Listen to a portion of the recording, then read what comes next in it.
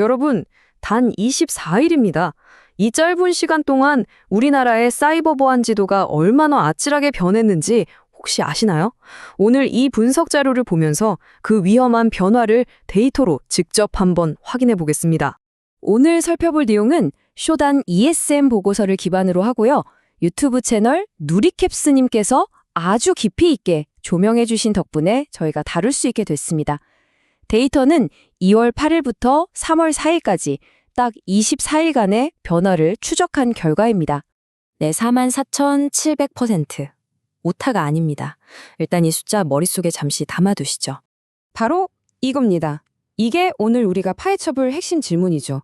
아니 도대체 24일 만에 무슨 일이 있었길래 어떤 위험이 이렇게 말도 안 되게 폭발적으로 증가한 걸까요? 자, 그럼 지금부터 본격적으로 들여다보겠습니다. 먼저 가장 나쁜 소식부터 시작할게요. 상황이 더 심각해진 두 가지 핵심 위협입니다. 첫 번째는 바로 원격 코드 실행, 우리가 흔히 RCE라고 부르는 겁니다. 이건 뭐 그냥 문이 좀 열리는 그런 수준이 아니에요.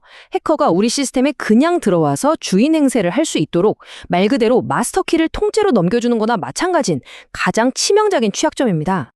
그런데요, 이렇게나 위험한 RCE 취약점을 가진 시스템이 24일 만에 60개에서 79개로 무려 30% 넘게 늘어났습니다.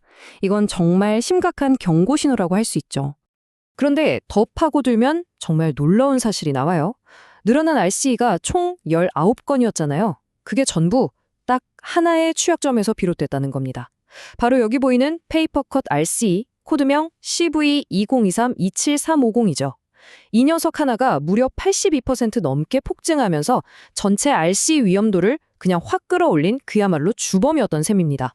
자, 이제 두 번째 위협으로 넘어가 볼게요. 바로 CSI의 KV 목록에 오른 취약점들입니다.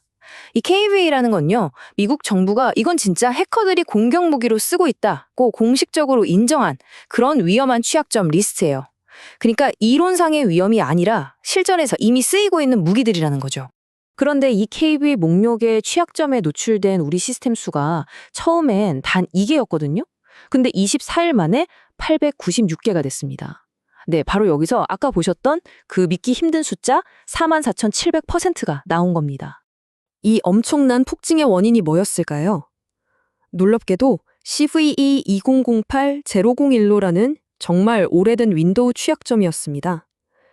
무려 869개나 되는 시스템이 이렇게 낡고 위험한 문제에 아무런 방비도 없이 노출된 채로 새롭게 발견된 거죠. 자, 지금까지는 좀 암울한 소식들이었죠? 그럼 이제 분위기를 살짝 바꿔보겠습니다. 다행히도 이 데이터 속에는요, 역설적이게도 몇 가지 긍정적인 신호들도 숨어 있었습니다. 첫 번째 좋은 소식은요, 전반적으로 취약점이 있는 호스트 수가 3.46% 줄었다는 점입니다. 이건 인터넷 서비스 제공업체, 즉 ISP망 전체의 보안 수준이 아주 조금씩이나마 나아지고 있다는 신호로 볼 수 있겠죠. 두 번째로 한동안 정말 큰 골칫거리였던 이번티 펄스 시큐어 VPN 장비의 노출도 2.91% 줄었습니다. 이건 취약한 VPN 시스템을 부지런히 패치하거나 아예 네트워크에서 분리하려는 노력이 효과를 보고 있다는 증거가 될 수 있겠네요. 그리고 세 번째, SNMP 프로토콜 노출이 3.28% 감소했습니다. 이 프로토콜이 시스템 정보를 유출하는 데 악용될 수 있거든요. 그런데 노출이 줄었다는 건 우리가 불필요한 문을 잘 잠그고 있다는 긍정적인 신호로 해석할 수 있습니다. 그럼 이제 우리의 시선을 다른 곳으로 한번 돌려보죠. 평소엔 잘 신경 쓰지 않지만 만약 문제가 생기면 사회에 미치는 영향이 어마어마한 분야입니다.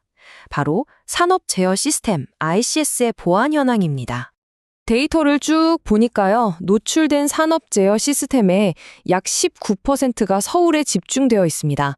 우리나라의 핵심 인프라와 관련된 위험이 수도권에 상당히 몰려있는 구조라는 걸 알 수 있죠.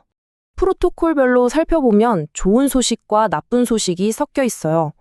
주로 전력망에서 사용하는 DNP3 프로토콜 노출이 7.45%나 줄어든 건 정말 다행스러운 일입니다. 하지만 공장 자동화에 많이 쓰이는 모드버스나 사물 인터넷의 핵심인 MQTT 프로토콜 노출은 오히려 조금씩 늘어나서 새로운 걱정거리가 되고 있습니다. 자, 그럼 이 모든 서로 다른 데이터들을 종합하면 우리는 어떤 결론을 내릴 수 있을까요? 이 24일간의 변화가 우리에게 던지는 진짜 메시지는 과연 무엇일까요? 보고서의 핵심 결론은 이겁니다. 한마디로 데이터가 양쪽으로 완전히 갈라지는 추세를 보인다는 거죠. 자잘한 부분에서는 조금씩 나아지고 있는데 정작 가장 결정적이고 치명적인 위협은 걷잡을 수 없이 커지고 있다.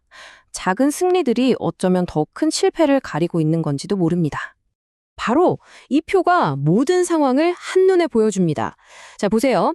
ISP 취약 코스트나 이반티 같은 것들이 2, 3% 정도 개선되는 작은 성공이 있었죠. 그런데 그동안에요. 시사 KB나 RCE 같은 정말 치명적인 위협들은 수만 %씩 폭발적으로 늘어났습니다. 핵심이 바로 이거예요. 우리가 뭔가를 개선하는 속도보다 진짜 위험이 커지는 속도가 이건 비교 자체가 안 될 정도로 빠르다는 거죠. 그렇기 때문에 보고서가 제시하는 최우선 조치 사항은 아주 명확합니다. 첫째, 페이퍼컷 RCE, 즉 CVE 2023-27350 취약점을 가진 시스템은 그냥 즉시 패치해야 합니다. 그리고 둘째, CVE 2008-001호에 노출된 그 869개 시스템이 도대체 뭔지 빨리 파악해서 시급하게 조치해야 한다는 겁니다. 오늘 분석은 우리에게 정말 중요한 질문 하나를 던집니다. 수많은 보안 지표들 속에서 혹시 우리가 작은 성공에 안주하다가 정작 가장 치명적이고 거대한 위협을 놓치고 있는 건 아닐까요? 우리의 시간과 자원, 관심은 과연 지금 어디로 향해야 할까요? 오늘 다룬 내용처럼 중요한 보안 동향을 계속해서 놓치지 않고 싶으시다면 구독과 좋아요로 저희를 응원해 주시면 정말 감사하겠습니다. 여러분의 그 작은 클릭 하나가 저희가 더 깊이 있는 분석을 계속해서 만드는데 가장 큰 힘이 되거든요. 시청해 주셔서 고맙습니다.